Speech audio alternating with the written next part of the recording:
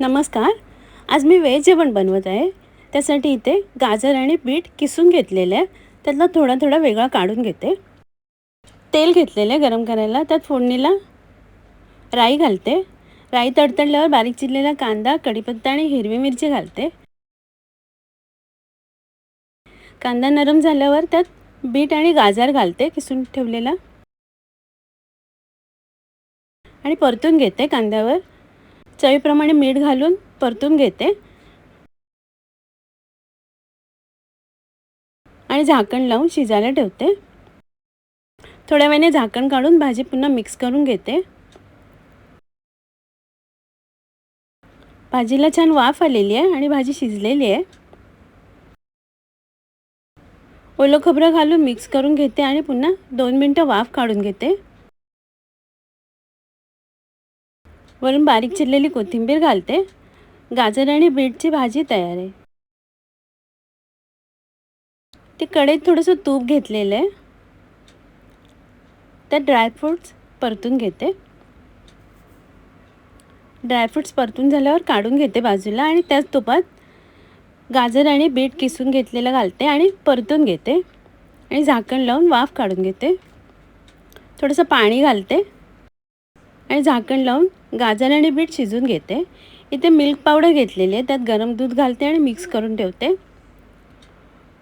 गाजर आणि बीट इथे शिजलेलं आहे. झाकण काढलेलं आहे. त्यात दूध घालते आणि मिल्क पावडर मिक्स करून घेतलेली ते पण घालते. सगळं एकत्र उकळी काढून घेते. दूध आटल्यानंतर त्यात चवीप्रमाणे साखर घालते. परतून ठेवलेले ड्रायफ्रूट्स घालते. वेलची पावडर घालते. मिक्स करून घेते आणि 2-3 मिनटं उकळवून घेते. गाजर आणि बीटची खीर तयार आहे. इथे ओलं खोबरं, जिरं, हळद, 2-3 लसणीच्या पाकळ्या मिक्सरमधून सुकं वाटून घेतलेलं आहे. त्या चवीप्रमाणे मीठ आणि बारीक चिरलेली कोथिंबीर घालते आणि मिक्स करून घेते.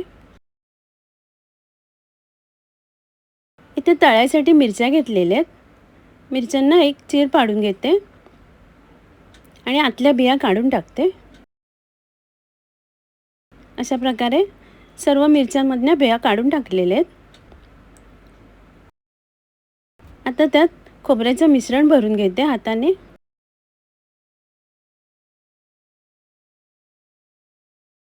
अशा प्रकारे मिरच्या भरून घेतलेल्या आहेत.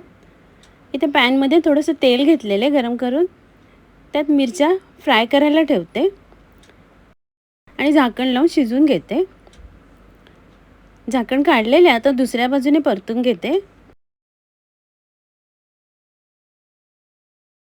वरून थोडंसं तेल घालते आणि पुन्हा झाकण लावून शिजायला ठेवते. मिरच्या शिजून घेतलेल्या आहेत. आता काढून घेते. इथे थोडंसं तेल घेतलेलं आहे गरम करायला. त्यात कोहळ्याच्या वड्या तळून घेते. छान खरपूस लालसर होईपर्यंत तळून घेतलेले आहे. आता काढून घेते बाजूला. थंड झाल्यावर त्याची पावडर करून घेते. अशा प्रकारे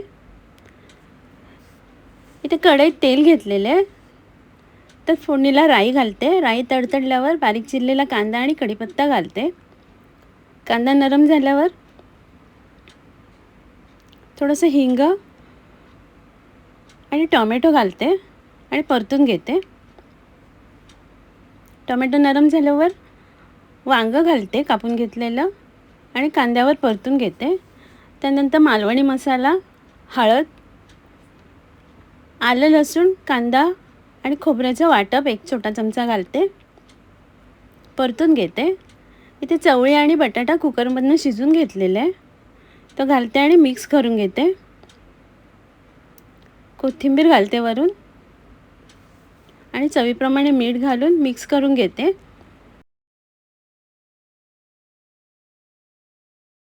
आणि झाकण लावून 1 शिटी काढून घेते.